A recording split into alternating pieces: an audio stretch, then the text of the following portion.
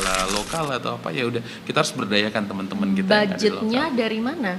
Ada dari Nah, yang bikin sedih adalah kalau misalnya kita udah kelar, mereka udah nggak bisa buat apa-apa lagi. Kita dulu teringat masa lalu ya. Iya.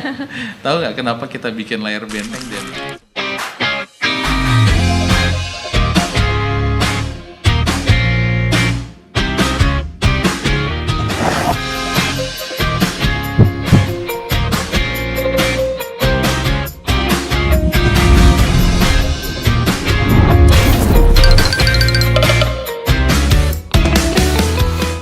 Tujuh 97,8 MHz RRI Bau-Bau. Selamat datang di podcast RRI Bau-Bau. Pendengar dan pemirsa RRI, balik lagi di podcast untuk edisi kali ini. Kita pastinya akan bercerita tentang kisah-kisah dari pengalaman yang menarik dari narasumber kita. Dan untuk edisi kali ini, Yati kedatangan tamu dari 1000 Benteng Production. Hai Kak Andi dan juga Kak Peti. Ya, ini kali keberapa kita ketemu ya? saya kali kedua. Oh iya, kali kedua. Kak Peti kali kedua juga sih. Ya. Oh iya. Tapi ini podcast podcast pertama untuk Kak Peti ya. Kalau Kak Andi kita udah pernah ketemu juga dan bicara juga soal film. Masih ada hubungannya dengan film. Iya, pokoknya ini adalah sutradara dan juga direktur 1000 Benteng yang pastinya udah dikenal sih sama sinias-sinias lokal ya. Oke deh, kita mau tahu nih soal kegiatan yang lagi dilaksanakan ataupun juga dilakukan oleh 1000 Benteng Production, itu namanya layar benteng. Nah, jadi layar benteng ini tuh kayak kita bilangnya apa ya? Layar tancap keliling nih kayaknya ya. Saya dulu pernah dengar, bahkan pernah dapat pengalaman layar tancap keliling itu. Tapi udah lama sih, kayaknya waktu masih SD. Masih kecil ya? Iya, masih kecil. Dan di 2026 ada lagi layar tancap keliling. Ini benar-benar suatu pengalaman yang sepertinya buat kita kayak dejavu deh, kayaknya pernah dulu deh kayak gini ya. Tapi ini memang ide yang menarik sih, soalnya kan kalau film itu kita biasanya ya paling di YouTube ya kalau untuk karya-karya lokal. Tapi ini sekarang kita tonton langsung, ada layar tancapnya gitu. Tapi sebelum kita mengulik soal cerita layar benteng ini, kita mungkin pengen tahu dulu nih soal 1000 Benteng Production dari Kak Andi sebagai direkturnya, and then Kak Peti sebagai wakil direkturnya ya. Kak Andi dulu deh, bisa cerita nih soal 1000 Benteng Production ini, mulai dari namanya kenapa 1000 Benteng, terus awal terbentuknya rumah produksi ini. Oke, terima kasih. Jadi sebenarnya 1000 Benteng itu awalnya dari kami komunitas film dokumenter pada saat itu. Saya, Peti, kemudian ada beberapa teman lagi. Kita suka ngumpul, kemudian kita suka pernah bikin screening film, kemudian kita produksi bareng. Pada saat itu kita belum punya PH ya, kita belum punya production house. Jadi kita coba-coba ikut yang namanya Festival Film Wakatobi pada saat itu. Itu kalau nggak salah 2012, kalau nggak benar ya. 2012. Lama juga sih. Ya, kita coba ikut festival. Nggak taunya dapat juara 3 ya pada saat itu. Ya, nah dari situ saya bilang sama Peti, kayaknya kita nggak boleh seperti ini terus. Kita harus ada lembaga yang menaungi kita. Pikiran saya pada saat itu kita bikin komunitasnya dulu, karena memang di Sulawesi Tenggara itu tidak ada komunitas film. Ya, mungkin ada tapi cuman kalangan di kampus, di luar itu tidak ada. Jadi saya bilang sama Peti, ayo coba kita pikirkan. Ya itu bermula di Pantai Kamali ya pada saat itu ya. Pas sudah menang, kita sudah punya duit nih. Kita coba bikin satu lembaga, setidaknya nih bisa menaungi kami. Kami tidak muluk-muluk sih pada saat itu, yang penting ada lembaga, kita bisa kumpul. Kalau misalnya ada proyekan bikin film, kita coba kerja film. Pas Peti bilang, coba deh kayaknya bagus kalau 1000 Benteng. Udah itu saja.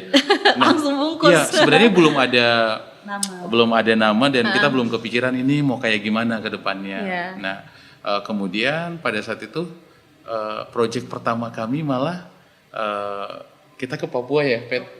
Kita ke Papua Barat. Kita Papua Barat. ya, coba ikut tender, ada tender film di sana, dokumenter. PT dihubungi sama temannya lagi, temannya kenal di Facebook pada saat itu. Oh iya. Zaman Iya, Facebook ya. Kita coba ikut tender, ternyata kita menang di sana. Akhirnya ini kayak kok kita semakin serius Pet ini. Iya. Kita urusin semuanya berkas-berkas semuanya berkas perusahaan. Ya udah jadilah 1000 Benteng Production. Sebenarnya tujuan kami pada saat itu adalah di Bau-Bau itu belum ada production house. IO mungkin sudah ada, tapi production house itu belum ada di kota Bau-Bau. Dan tujuan kami adalah kami mengumpulkan teman-teman yang punya bakat untuk ayo gabung bersama kami. Dan alhamdulillah dari 2013 1000 Benteng ya. 2013 Akta. Iya, Akta ya 2013 dan alhamdulillah sampai sekarang masih tetap survive. Wih, keren. Berarti dari awal memang barengan KPT terus? Iya, sebenarnya kita. Aduh, kalian. Iya, kami anak radio sebenarnya. Oh iya sih. Saya KPT juga. Iya, dia penyiar di ya. Ozone Radio, saya penyiar di Radio Lawiro pada saat itu. Jadi kita dipertemukan pelatihan yang digelar sama KPI. Dan akhirnya karena kita satu daerah, kita sering ngobrol, kalau ada ide kita coba rembukan, ini bisa ternyata. Dia punya proyek kan pernah kerja di Sintesa pada saat itu ya. Dia bilang, ini saya mau bikin film dokumenter, mari kita garap. Kayak gitu. Sama-sama belajar waktu itu. Sama-sama belajar mulai dari nol dan alhamdulillah sampai sekarang. Sekarang udah berapa komunitasnya? Maksudnya anggotanya? Anggota itu kita rata-rata freelance sih sebenarnya. Kalau ada project baru hire ini untuk teman-teman yang bekerja. Berarti kayak siapa mau gabung nih ikut. Itu per proyekan sih sebenarnya. Kalau misalnya pas lagi ada proyekan, ini kita ada proyekan ini, ada film. Ayo siapa? Ya kita cabut-cabut misalnya dari kayak kita butuh kameramen, kita ngambil dari Makassar, kadang kita ambil dari Jakarta. Sesuai dengan kebutuhan kita sih sebenarnya seperti apa. Kalau budgetnya lagi gede, kita ngambil betul-betul equipment, peralatan dan bahkan sampai tenaganya kita ngambil dari Jakarta. Tapi kalau misalnya untuk skala lokal atau apa ya udah kita harus berdayakan teman-teman kita. Budgetnya dari mana? Ada dari kerjasama pemerintah, kerjasama perusahaan dan sampai sekarang ya kalau di kemarin kita mainnya kita di kerjasama dengan pemerintah provinsi, kemudian kita ke pemerintah kabupaten kota juga yang mau bermitra bersama kami. Mereka rata-rata mintanya apa sih, yang dokumenter atau ada drama-drama gitu juga? Kalau seperti dinas itu biasanya kayak profile kayak pariwisata, berarti profile pariwisata. Ya. Terkadang juga kayak kadang mereka saya mau bikin film ini di zaman masih Pak Wali Kotanya Pak Muniansa itu banyak sekali, kita ada 4 kali atau 5 film ya. Kita jadi saya mau buat film ini, udah kita buat skenarionya, kemudian kita persentase ke Ibu Muniansa pada saat itu karena ada PKK kan, sebenarnya lebih mau bikin untuk sosialisasi pada saat itu. Ya karena kita presentasi dan masuk akal ya, selaku produser dia membiayai, kita kerja kayak gitu. Oke. Terus biasanya ide-idenya itu memang identik dari daerah kah atau gimana? Karena biasanya requestannya dari daerah lokal, jadi kita coba ceritanya itu lebih ke arifan lokal. Karena sebenarnya kita setiap kali mau produksi, kita mau tahu dulu target penonton kita apa. Target penonton kita kalau misalnya ini tayangnya di YouTube, kita coba buat yang misalnya yang ada kedaerahan, pakai dialek kita. Ya, itu lebih mendekatkan kita sebagai ke penonton sih. Nah, itu biasa juga penontonnya juga ter-up kayak gitu. Kalau misalnya targetnya lebih nasional ya kita angkat lagi levelnya kayak gitu.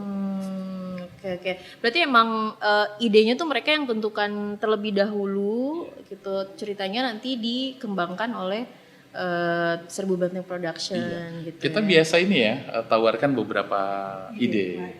Oke. Tapi emang yang lebih menarik kalau menurut Kak Andi KPT emang daerah itu mencuri perhatian gitu. Sebenarnya sih kayak gini ya. Masih banyak hal yang kita bisa explore.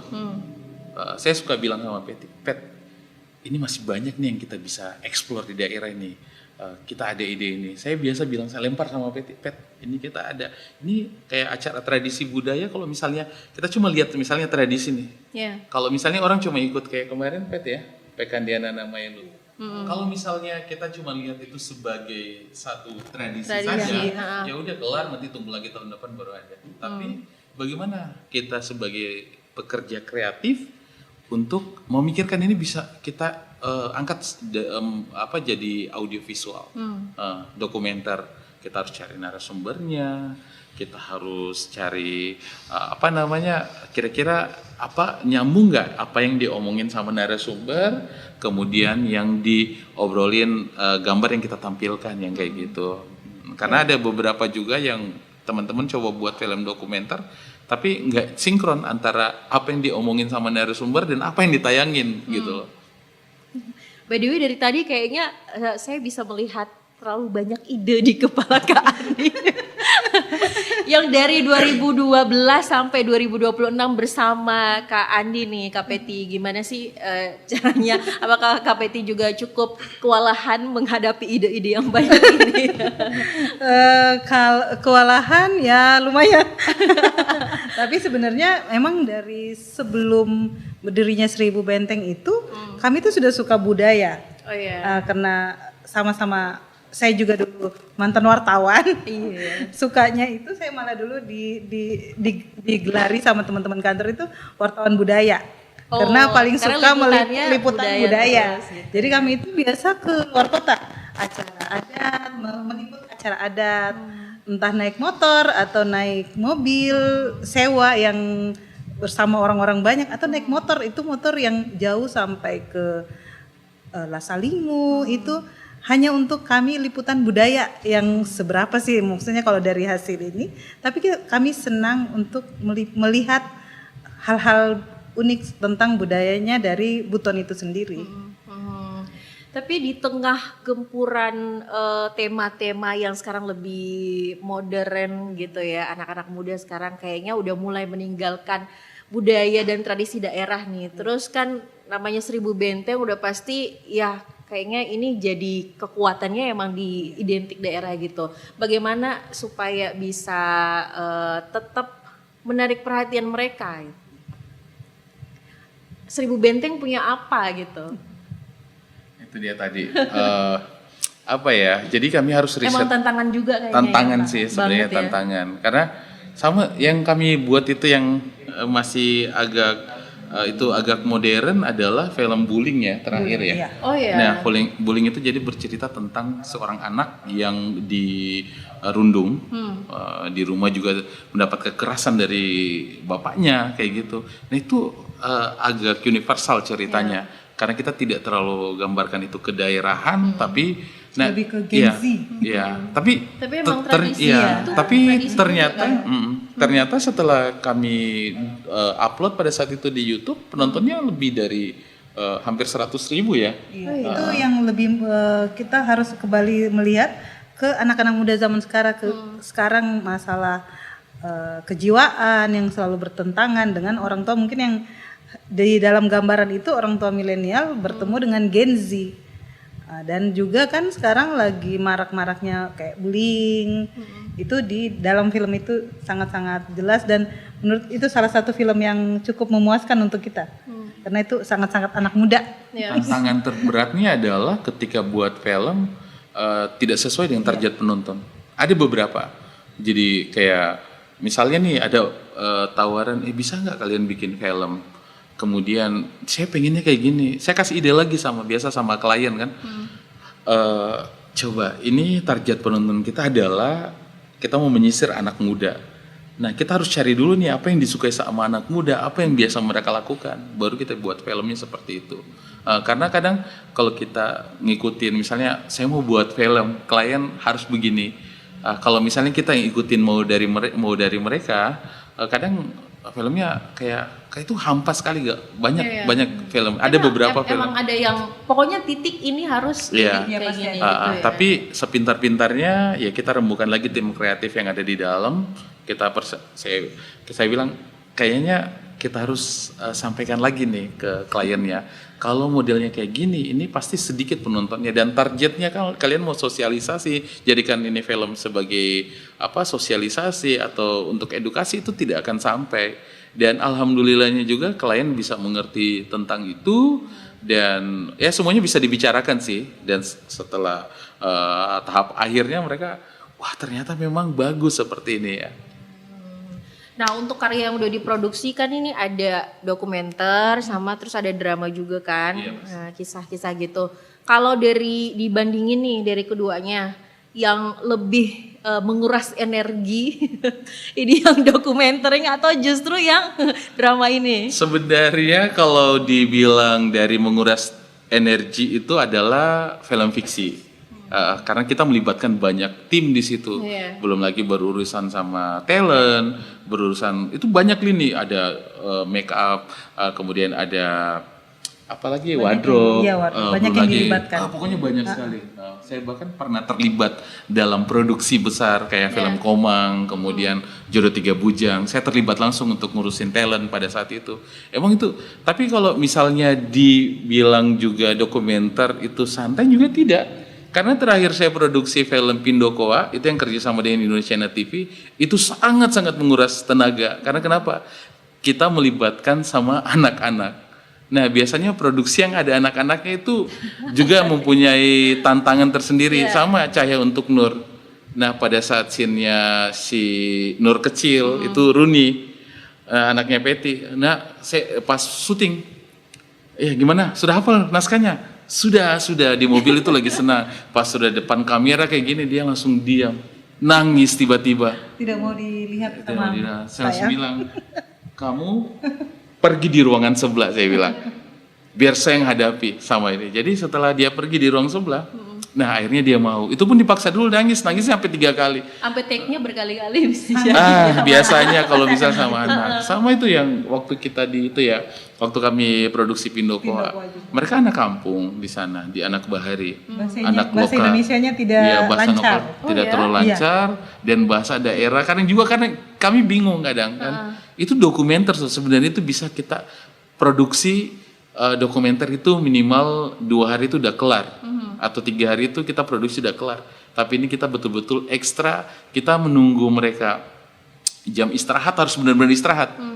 Misalnya kita ada scene 1 atau scene 2. Nah 1 hari itu kita bisa ngambil 2 scene yang melibatkan anak-anak. Kalau misalnya sudah waktunya istirahat, sudah kita main lagi sama mereka, ular naga panjang pokoknya, kasih kelereng semua. Kalau misalnya sudah oke, ya sudah. Tapi terkadang juga gini, mari kita syuting ya, oke. Tiba-tiba 1 menit kemudian, saya mau pulang. Nah itu juga kayak kita butuh tenaga ekstra. Perlu tidak sogok gitu. Biasanya mainan, jadi sebelum syuting itu kalau ke lokasi yang kita tahu akan melibatkan anak-anak, itu bawa mainan atau cemilan. Kelereng ya, kelereng. Bawa 3 kantung kelereng. Anak-anak di sana kan suka main kelereng kan, lagi musim apa? Mereka kalau permainan tradisional masih musim di sana ya. Masih. Karena jaringan juga ada, cuman orang tua tidak punya untuk nonton secara langsung, jadi masih main laut, main kelereng, masih. Oke. Terus kalau Kak Peti sama Kak Andi melihat nih ketertarikan dari anak-anak muda khususnya di Kota Bau-Bau di dunia persineasan ini ya, itu gimana? Cukup tinggi kah menilai? Karena kan udah lama kan dari 2012 sampai sekarang tuh melihat perkembangannya gimana? Ini adalah PR yang sangat berat bagi saya. Maksudnya saya sudah sampai di tahap nasional, pernah terlibat di produksi PH besar dari Jakarta 3 kali ya. Kemudian saya kadang banyak sebenarnya potensi-potensi yang ada di daerah kayak gitu. Nah, yang bikin sedih adalah kalau misalnya kita udah kelar, mereka udah nggak bisa buat apa-apa lagi. Maksudnya? Kayak gini. Mereka anak-anak muda sekarang itu, Gen Z sekarang itu mereka lebih cenderung untuk lebih menikmati. Tapi mereka mau pengen terlibat langsung untuk proses produksi, proses kreatif itu tidak ada. Mereka lebih suka bikin TikTok, bikin konten. Streaming yang sekarang joget-joget itu kan kayak ya udah mereka habiskan masanya di situ. Nah, kalau berbicara masalah film kan kita harus bukan cuman bukan cuman masalah di tenaga misalnya kamera dan lain-lain. Itu yang paling susah sekarang itu adalah kami itu cari talent. Kami cari talent sampai beberapa kali kita produksi, kita buat casting, kita kadang nggak dapat sama sekali. Akhirnya kita ngambil dari luar. Mungkin untuk juga talent. karena Bobo belum punya sanggar. Itu dia. Itu. Iya sih. Belum punya sanggar, jadi ketertarikan untuk casting itu hanya karena mau saja ikut-ikutan. Jadi untuk yang betul-betul menyukai dunia acting itu secara pure itu belum. Contohnya kemarin beberapa tahun lalu ada lomba FLS 2N dulu yang digelar oleh Kementerian Pendidikan. Itu lomba seni. Ada satu kategori adalah lomba film pendek. Nah, kalau bukan SMA 3 yang wakili nasional, pasti Alia. Dan Itu saya aja adalah pelatih dari mereka. Kalau bukan Alia, SMA 3. Alia pernah juara nasional pada saat itu. Kemudian SMA 3 terakhir mereka wakili provinsi tahun lalu di tingkat nasional. Nah, akhirnya saya harus putar juga otak nih ke Dinas Pariwisata. Saya bilang ada program nggak untuk pengembangan SDM? Ini ada nih pelatihan, bisa nggak buat pelatihan untuk film pendek? Makanya beberapa tahun terakhir trennya sudah mulai ada yang ngikut. Kalau sebelumnya itu emang dari pihak sekolahnya kurang tertarik atau gimana? Mereka pikir gini juga, dukungan dari sekolah sih sebenarnya ya. Kadang mereka anak-anak ini kadang mereka mau produksi, mereka mau buat film. Tapi kalau untuk lomba kadang mereka tidak ditunjang dengan biaya sih. Itu yang sangat, karena kita produksi itu membutuhkan banyak biaya ya. Kalau misalnya sekolah tidak punya kamera, masa pakai handphone? Jadi harus sewa. Ya. Tidak punya lighting. Ya, minjem harus sewa Untuk kan, jadi kita sama Peti, kita sebenarnya di Seribu Benteng itu kita sediakan alat-alat ini. Jadi kalau misalnya ada sekolah yang kita mau produksi film nih, ya udah kalian datang aja sewa. Itu pun kita sampaikan untuk anak sekolah, kita kasih mereka harga yang pas ya, supaya mereka bisa produksi, karena target kita itu sih sebenarnya. Yang paling parah lagi kemarin festival ya, tahun lalu ya, festival film ya, sedikit sekali produksi. Kalau bukan Studio Kurang Piknik, paling kemarin ini yang submit untuk di layar yang festival yang kami bikin ini, bukan festival ya, layar tancap ini, itu banyak kan film dari luar. Tapi kita masih memberikan ruang kepada orang-orang yang ada di daerah, di lokal, supaya mereka bisa mengirimkan filmnya ke kami dan kita putar, dan itu supaya bisa dinonton sama masyarakat kayak gitu. Oke, baik. Pendengar dan juga pemirsa, nanti kita bakal lanjut lagi untuk kebersamaan kita di podcast Radio Bau-Bau. Mungkin kita pengen tahu nih soal layar benteng. Saya lihat di sosmednya nih kayaknya rame betul. Di luar ekspektasi sih sebenarnya.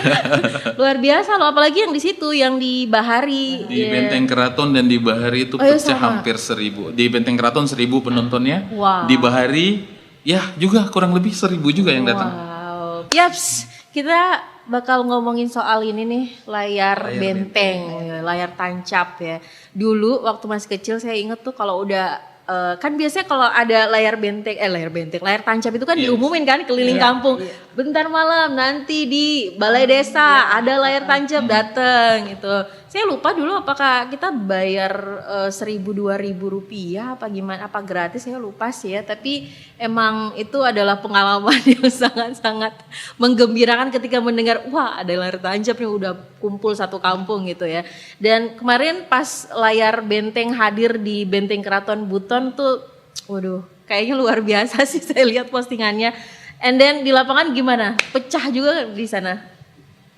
Sangat sih. Jadi sebenarnya gini, keresahannya adalah pada saat layar benteng pertama ya, titik pertama ya, ini kira-kira banyak nggak penontonnya ya?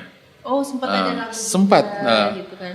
Karena tahu sendiri kan, kalau pada saat tahun lalu itu kita ada festival film Benteng Wolio, itu banyak titik penontonnya.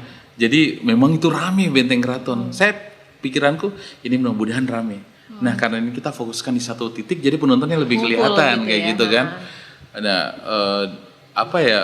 Jadi kayak ada di luar ekspektasi sih penontonnya membludak. Undangan kita cuma 50 ya. Iya, Kita undangan 50. Tapi Undangan penonton buat kemana?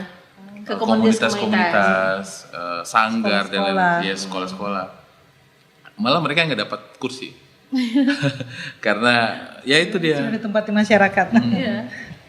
Sama juga di Bahari, juga penontonnya rame, banyak yang sembunyi-sembunyi untuk nonton. Yang di lapangan itu cuma sedikit yang kelihatan, tapi belum yang mereka duduk di bawah pohon, di apa semua mereka kan. Layar kita kan gede ya, 3x4 itu lumayan gede sih sebenarnya layarnya. Belum lagi didukung sama proyektor yang kualitasnya lumayan bagus. Kalau menurut saya, jadi apa ya, kesampaian sih sebenarnya target kita, target audiens dan untuk edukasi dan hiburan kepada masyarakat itu tuh tersampaikan. Emang ekspektasinya berapa? Seberapa? Ratusan? Di luar kota pastinya itu ekspektasinya agak lumayan tinggi dibanding yang di dalam kota. Ya, karena kan kita tahu lagi di dalam kota seberapa sih orang mau nonton. Iya Nah, kan? ternyata alhamdulillahnya banyak dan masih banyak orang-orang di sekitar, masyarakat juga komunitas Ikutan tertarik ya. Ternyata begini, masih banyak ternyata yang belum injak bioskop. Warga Bau-Bau kita yang Iya. tercinta ini. Ini apa? Pas Pas interaksi sama masyarakat. Interaksi sama mereka dan memang kita coba melakukan audiens dan kita riset, ternyata memang masyarakat di Bau-Bau itu banyak yang belum nonton bioskop. Nah, target kami adalah bagaimana mereka bisa menikmati hiburan walaupun bukan film layar lebar ya, tapi mereka bisa menikmati hal tersebut kayak gitu. Dan juga ini kan di Bau-Bau ini makanya banyak yang tidak mau produksi film karena mereka bingung. Ini film kita nanti kita akan tayangin di mana? Selain itu. Iya, makanya layar benteng itu kita buat kayak gitu sebenarnya untuk memberikan wadah kepada para sinias-sinias lokal agar karya mereka itu bisa dinonton. Kan gini, kita buat film itu sebenarnya apa? Untuk kita sendiri nikmati atau untuk penonton? Iya, penonton. Nah itu dia. Ternyata setelah kita putar, ini yang makanya yang bikin saya sangat terkejut sama teman-teman. Gila, ini film lokal tiga-tiganya ya, dokumenter, fiksi, tapi ternyata betul-betul penontonnya ramai sekali. Oh ya, kemarin apa aja yang ditayangin? Di Benteng Keraton itu ada film dokumenter Baruga, kemudian ada film fiksi Kabanti Bula Malino, dan kemudian ada film Bola Pinoama.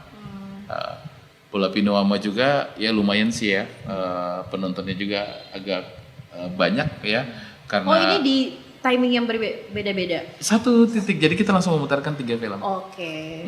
Kemudian yang di Bahari itu ada film dokumenter Sabangka Sarupe, kemudian juga ada film fiksi Anak Tinggal, kemudian ada juga film yang kami produksi 2024 di sana melibatkan anak di Bahari, film layar anak itu yang saya bilang tadi Pindokoa. Iya. Jadi itu benar-benar mereka sangat menikmati sih. Apalagi kita balut dengan kemarin Cinecamp. Jadi camping sambil nonton film. Iya, ada suasana dan nuansa berbeda sih ketika mereka. Kalau di bioskop ini kita masuk bayar tiket ini kita sambil baring-baring sambil kita nonton dari tenda kita kayak gitu. AC-nya dingin, kalau sini kayak ditiup-tiup angin Sepoi-sepoi. sepoi-sepoi. Ini lokasinya di pantai kan ya? Di Pantai Lagunci. Pantai Lagunci. Oke, itu salah satu destinasi wisata juga di sana kan? Iya. Betul sekali. Terus kalau Kapeti sendiri gimana nih? Karena kan kemarin katanya pernah jadi penyiar, terus juga sekarang bukan sekarang sih. Emang sekarang sih sampai sekarang ya, dari 2012 sampai sekarang gitu ya. Masih menggeluti film untuk jadi hobi. By the way, ini apakah bakal cita-cita ataupun juga target atau impian dari 1000 Benteng Production ini, Yanti juga penasaran sih, pengen tahu apa gitu ke depannya, karena kan dari 2012 sekarang 2026 udah berapa tahun nih lumayan juga sih ya. Iya sudah berapa? Sudah 10 tahun lebih. Kalau di matematika lagi 10 tahun lebih. 10 tahun lebih kan. Iya, 13 tahun. Tapi Kak Peti itu menjalaninya dengan dengan enjoy dan Iya, karena dan mungkin maksudnya maksudnya kayak merasa kayaknya tidak membuat saya berkembang kah, atau mungkin ada perasaan-perasaan di mana titik rendahnya gitu. Justru berkembangnya itu karena bertemu dengan banyak orang. Oh ya. Bertemu banyak orang, saling belajar, ketemu orang yang lain, apakah dia lebih mahir atau mungkin dia kuliah yang di bidang itu, saat dia menjelaskan kita bisa saling, oh ternyata begini, ternyata begitu. Nah kalau 1000 Benteng itu sendiri adalah hobi yang kami buat menjadi pekerjaan. Di mana kalau film itu justru saya lebih menikmati pekerjaan kalau lagi di lapangan. Kayak menyenangkan begitu daripada dalam ruangan sebenarnya. Semuanya semuanya itu punya masing-masing punya hal yang berbeda, tapi menurut saya kalau di lapangan itu apapun itu menyenangkan. Ketemu masyarakat walaupun tetap kayak cobaannya banyak juga. Itu dia kan. Pernah tidak sih kayak tantangannya? Udah deh stop aja gitu, aduh bubar atau gimana? Ada gitu. Kayak waktu itu kayak ceritanya tiba-tiba harus diubah yang kayak begitu. Oh iya pernah. Film bullying. Aduh. Itu film bullying. Seberapa pusing kak itu? Sangat pusing. Kita udah selesai produksi. Tiba-tiba klien pas lihat itu kan ceritanya sebenarnya dia mencoba mengakhiri hidupnya dengan gantung. Dengan coba menggantung diri. Nah, udah kelar filmnya, udah kita bungkus. Tiba-tiba setelah di psikolog di DP3A nonton, ini nggak boleh nih cerita kayak gini. Jangan sampai ini jadi ke-trigger orang-orang. Kalau misalnya kita gantung diri, ini kita masih bisa diselamatkan, kan gitu ceritanya sebenarnya. Akhirnya apa? Untung pemain saya belum berangkat. Belum berangkat, dia mau dari sini, cuman dia mau lanjut, dia mau kuliah. Akhirnya kita harus mengubah dan kita harus tambah hari dan harus kita over budget untuk itu. Karena kita mau 1 hari itu, kalau bisa ya kita sama Pet, kalau bisa jangan terlalu lama kita syuting ya. Kita masalahnya budget, semakin lama kita produksi, semakin tambah hari, semakin budget semakin tinggi. Itu ya. Iya, itu makanya yang kehati-hatian yang kita pelajari setelah beberapa masalah-masalah di lapangan pada saat syuting atau apapun, ada beberapa hal yang tiba-tiba harus diubah. Makanya itu yang kayaknya kita sudah jadi ada waktu yang setelah syuting mereview juga itu penting dengan klien, karena jangan sampai ada perubahan. Kalau di dalam kota itu tidak jadi, mudah-mudahan tidak jadi masalah yang masih bisa kita ubah. Tapi kalau di luar kota, kayak Pindokoa itu yang syutingnya hanya 6 hari, itu tapi pulang baliknya itu hampir 2 minggu. Pindokoa di mana sih? Bahari. Bahari juga. Iya. Jauh. Karena tantangannya ya anak itu. Tiba-tiba produser kita di Jakarta pengennya, ini kayaknya minta voice overnya pakai anak di sana. Dia tidak pengen kayak ceritanya kayak Bolang. Tahu kan si Bolang? Nah karena Bolang itu menurut ceritanya adalah itu bukan karya dokumenter sih, karena dia lebih menceritakan kebahagiaannya anak. Tapi di luar kebahagiaan anak itu kan anak ini ada keluarganya. Nah itu yang kita mau bongkar, jadi kita semuanya terlibat ke keluarganya gitu kan. Nah yang tambahan syuting tiba-tiba malam. Iya, tiba-tiba ada tambahan syuting malam.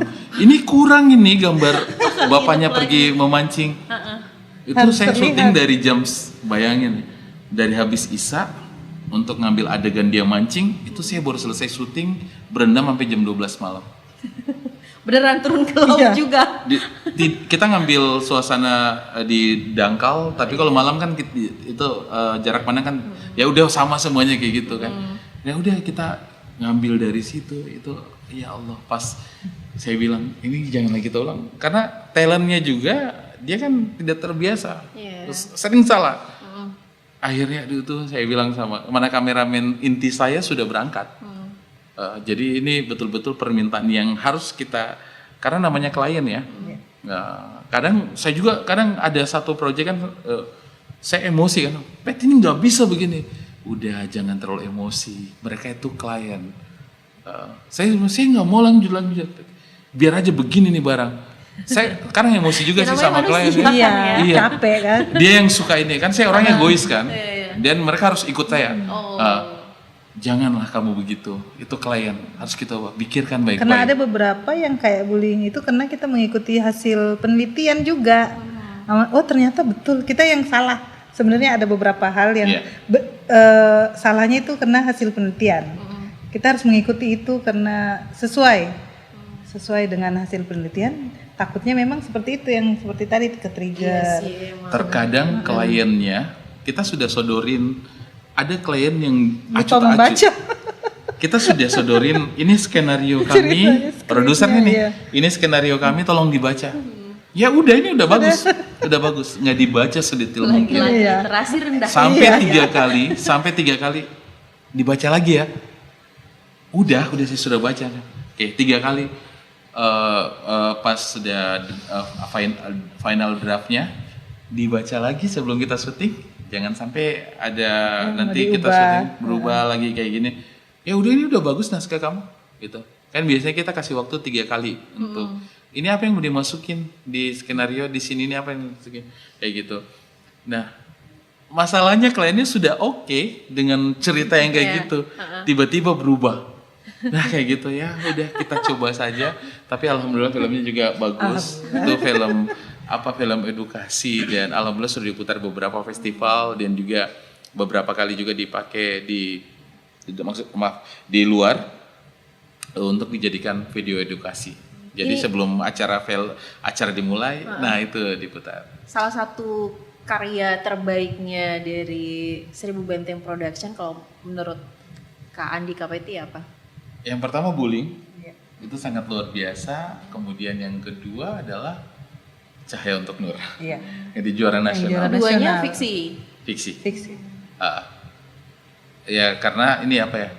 Sebenarnya sih tergantung dari kita melibatkan kru yang mana. Biasanya kalau misalnya saya sebagai sutradara, biasanya kan ada kru yang bisa membaca isi pikiran saya kayak gitu. Misalnya kameramen, dia bisa membaca isi pikiran saya. Sulut mata. Iya. Berarti kamera belok. Iya, jadi kita benar-benar bisa kelarin ini dengan bagus. Tapi ada juga kadang kita di produksinya udah bagus, tapi ternyata di editing yang nggak bagus. Kayak itu, itu sering terjadi karena masing-masing masih membawa egois dalam diri masing-masing. Saya bisa ini. Akhirnya setelah kita bungkus filmnya kadang juga tidak maksimal. Tapi alhamdulillah juga film-film kita juga kayak kemarin kita kerjasama dengan Milenia ya. Kita buat Kabanti Bula Malino itu tayang di JAV Festival dan diputar di XX1 di Jogja. Itu sangat orang ngantri filmnya untuk diputar di situ. Kita dapat layar itu sudah sangat sangat luar biasa. Itu plus-plusnya banyak sekali di situ sebenarnya. Karena kan emang kalau kita yang nonton kita cuma melihat hasilnya gitu, menikmati hasilnya, tapi cerita di balik layarnya itu yang ngerasain ya. Buatnya berhari-hari, nontonnya cuma berapa jam. Makanya yang pas di layar benteng ini kayak gini. Kita mencoba untuk menghadirkan yang namanya film-film lokal untuk ditonton. Itu sinias yang kita undang juga. Dan mereka kayak sangat alhamdulillah kita bisa terlibat di sini, film kita dinonton, diapresiasi sama banyak orang, itu sudah sangat kesyukuran kayak gitu. Makanya kita sangat syukur sekali. Nah, di layar benteng itu kita pakai yang kayak gitu sebenarnya. Tadi waktu Yanti bilang kita dulu teringat masa lalu ya. Tahu nggak kenapa kita bikin layar benteng, dan sebenarnya ini kan dibiayai sama Kementerian Kementerian Kebudayaan. Tahu nggak itu awalnya dulu sama Peti kami suka bikin layar tancap keliling. Dulu kapan? Di kampung-kampung. Di kampung-kampung. Oh ya? Tahun 2012. Itu pakai budget sendiri masing-masing. 2012. Oh itu waktu awal-awalnya masih ini. Dia kerja di LSM. Dia kerja di LSM. Saya bilang, Pet, pinjam proyektornya. Pinjam proyektor di tempat kerjamu. Kan proyektor masih sangat langkah dan dulu setengah mati kan kita dapat kan. Benar. Kayak gitu. Nah awalnya dari situ sih sebenarnya. Saya berdoa, ya Allah mudah-mudahan suatu saat saya Kita bisa bisa bikin lagi, gitu. Tapi alhamdulillah ada pendanaan dari Kementerian Kebudayaan, kita coba ikuti dan alhamdulillah kita lolos dan terwujudlah cita-cita Nah, kami. makanya untuk itu bikin salah satu titik itu di Desa Waswamba. Waswamba. Nah, itu adalah salah satu titik yang dulu kita paling sering bawa ini Banyak nonton, proyek. bikin layar tancap yang anak-anak nonton rame. Pakai apa waktu itu layarnya? Dinding kan? Dinding kadang Tembok masyarakat atau kain-kain yang masyarakat punya yang Iya. diikat. Itu kita cuma bawa film. Itu numpang kita dulu numpang di kendaraan rumah warga. atau iya kita Dan tidurnya itu di rumah. Free. Karena memang kita ada kepuasan. Iya. Kita lebih lebih suka saja Kebayangkan di zaman weekend segitu, ya. Iya sih. Yang belum susah. ada 2012 setengah mati kan. dulu masih pakai BlackBerry masih Iya. masih setengah mati sinyal. Belum ada orang nonton YouTube. Jadi Nah, dia kita coba download buat itu. sudah download filmnya atau dia cari film terus yang akan diputar di kampung-kampung. Jadi banyak masyarakat terhibur. Banyak. Waduh. Kayaknya kalau bikin ini apa namanya? Bioskop mini bakal laku ya kayaknya. Ada pasarnya. Kita cukup yang kayak gini aja. Iya. Tujuan kita itu tadi sih sebenarnya mengapresiasi karya sinias-sinias dari Kepulauan Buton, bahkan yang ada di Sulawesi Tenggara. Semoga nanti ada ruang lah setidaknya kalau di Kendari kayaknya sering teman-teman komunitas membuat menonton apa namanya? Screening. Kalau di Kota Bau-Bau itu kayaknya masih kurang. Mungkin karena belum ada ruang. Seperti itu. Oke, baik. Pendengar dan pemirsa RRI Bau-Bau banyak banget kita cerita ya. Kayaknya udah lumayan sih nih 40 menitan. Saya berasanya baru 5 menit ngobrol sama mereka ya. Banyak sekali cerita-cerita menarik, tapi kita bakal lanjut lagi ya. Saya juga ingin tahu nih karena mereka udah lebih dari 10 tahun menggeluti bidang ini dan katanya masih lanjut ya. Layar benteng kami masih ada 4 titik lagi. Oke. Layar benteng itu kan sebenarnya pemutaran di 3 desa adat dan juga 3 benteng yang ada di ex Kesultanan Buton di 3 wilayah, Bau-Bau, Buton Selatan, dan Buton. Ya. Kita sudah selesaikan 1 benteng dan 1 desa adat. Kemudian nanti kita akan lanjut lagi di desa adat Waswamba itu di Kabupaten Buton. Kemudian nanti kita akan lanjut lagi di Wabula, desa adat Wabula. Kemudian kita di Benteng Rongi dan kembali lagi di Kota Bau-Bau nanti tanggal 20 nanti di Benteng Sorowolio. Oh, saya pikir bakal keliling Kepulauan Buton gitu. Iya, pengennya sih. Cuma balik lagi ya, budgetnya. Waduh, kita kayaknya emang tidak bisa bergerak tanpa budget itu ya. Oke, tadi seperti yang Yanti bilang sebelumnya nih, pengen tahu nih pesan-pesan dari Kak Andi sama Kak Peti yang sudah bergelut di bidang perfilman ini udah lebih dari 10 tahun, pastinya sudah punya banyak cerita, banyak pengalaman, kesan-kesannya gitu. Dan buat yang baru mau terjun gitu, tapi masih ragu-ragu ini bagus tidak sih atau gimana gitu, masih ragu-ragu gitu. Apa sih yang pengen disampaikan Kak Andi dulu deh? Profesi sebagai seorang sinias itu adalah profesi yang sangat luar biasa menurutku ya. Karena kita harus berkomunikasi sama banyak pihak, kita harus berrelasi dengan semua pihak, dan kita harus menggunakan semua panca indera kita untuk bisa membuat suatu cerita yang enak untuk ditonton. Dan saya pengennya sih bukan cuman saya kayak, kayaknya saya harus cari formula lagi ke depan supaya saya ada di titik sebenarnya titik bosan. Tapi pengen punya gebrakan baru lagi. Tapi alhamdulillah ini mau ada produksi di bulan ini ya. Di bulan Mei kita ada produksi dokumenter. Dan saya pengennya sih gini, siapapun yang dengar atau yang nonton podcast ini, ketika apalagi anak-anak muda ya, ketika kalian punya bakat, kembangkan bakat itu. Apalagi di dunia perfilman. Kalian misalnya punya ide, jangan biarkan ide itu hilang. Kayak gitu, seperti ditiup angin kayak gitu. Nah kayak gitu, dikembangkan kemudian dan jangan harus memulai gitu. Karena berani untuk memulai. Iya, berani untuk memulai. kadang misalnya kita sudah punya ide, Ya. tapi yang kita pikirkan itu kita mau mulainya dari mana. Nah, kita benar-benar harus berani memulai dan jangan pernah takut. Misalnya kalau saya ini masih pakai alatnya nih masih biasa-biasa, ada kok kompetisi film menggunakan handphone. Banyak yang produksi pakai handphone sekarang. Intinya sih ada kemauan dulu dari dalam diri. Ya, kalau dari saya sih, ayo dunia perfilman itu luas, kompetisinya juga sangat luas dan ini pekerjaan yang sangat menghasilkan sih sebenarnya. Kita bisa punya uang jajan ya dari film. Alhamdulillah. Alhamdulillah. Sang ibu rumah tangga berbicara ya. Iya kayak gitu. Jadi ya siapapun yang nonton ya, ayo bergabung. Nggak bergabung bersama PH kita juga, kalian ya udah bikin PH di sekolah kalian. Makanya saya sekarang itu lebih banyak coba buat pelatihan-pelatihan di sekolah. Ini bulan 6 nanti mau bikin pelatihan pembuatan produksi film untuk pemula. Kali aja nanti kalian mau ikut nanti. Di mana tuh? Di Submit. Hah? Di mana? Dinas Pariwisata Kota. Oh. Saya suka ayolah bikin lagi ya untuk pengembangan sumber daya. Ya coba aja di Submit nanti. Nanti kita akan ajarin buat film itu kayak gimana, buat skenario seperti gimana, kemudian produksi filmnya, kameramen yang gimana, editingnya gimana, itu kita akan ajarin semuanya. Oke. Kalau Kak Peti, saya juga pengen tahu dong arti dari perfilman.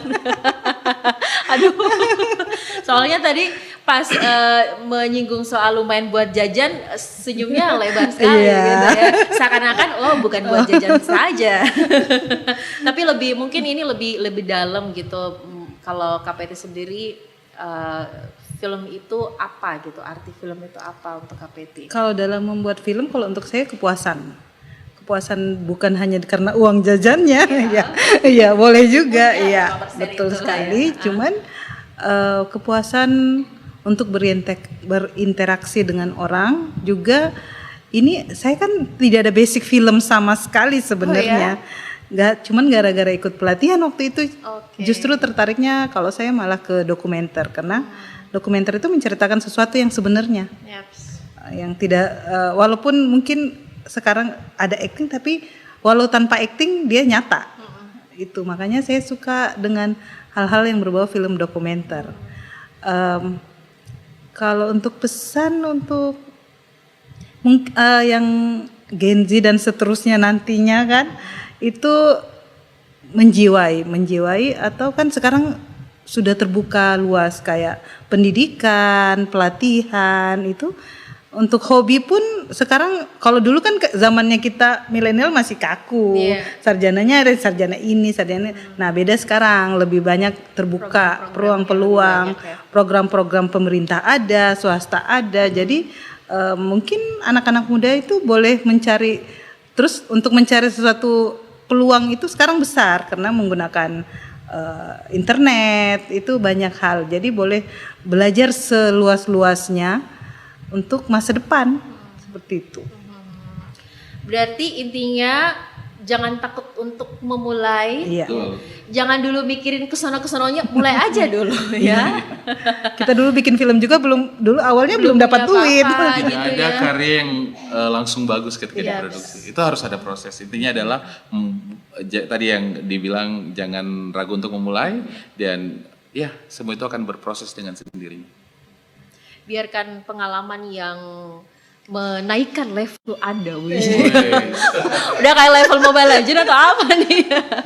Tapi memang ini sih, karena kan kalau kami juga di dunia siaran kan juga ada ini ya, kaitannya dengan kreativitas gitu ya. Karena tidak semua loh orang-orang tuh punya ide-ide, tidak semua orang punya kreativitas. Dan ketika kita ada ide itu ataupun juga kreativitas itu, karena bisa dibilang itu kayak bakat alami juga tidak sih? Kayak kan beda. Menciptakan sesuatu. Katanya kalau yang suka kreativitas itu yang suka berpikir dengan otak kanan gitu. Kalau otak kiri ya kayaknya matematika, ilmu pasti gitu. Dan kalau kalian punya kreativitas itu berarti emang udah ada jiwa-jiwanya sineasnya, bisa jadi udah ada nih di diri kalian ya. Tapi terima kasih sekali untuk kesempatannya Kak Andi dan juga Kak Peti di podcast malam ini, yang emang ini kayaknya membuat saya bakal mungkin bisa ada peran nanti next time main film lagi-lagi. Nanti kita buka casting. Bisa ikut casting kan ya, bisa jadi kan di kedepannya. Dan juga semoga nanti kita bakal ketemu lagi dengan karya-karya luar biasa lainnya dari rumah produksi Seribu Benteng Production ya. Kita tunggu karya-karyanya seperti apa. Bisa jadi kita bakal undang lagi di RRI Bau-Bau. Dan terima kasih untuk perhatian Anda. Dan terima kasih juga untuk yang sudah nonton. Ini juga bakal tayang dan disiarkan di 97,8 MHz. Tunggu aja, nanti kita bakal infoin kapan tayangnya di YouTube RRI Bau-Bau dan disiarkan di Radio Republik Indonesia Bau-Bau. Terima kasih semuanya, sampai jumpa di podcast RRI Bau-Bau berikutnya.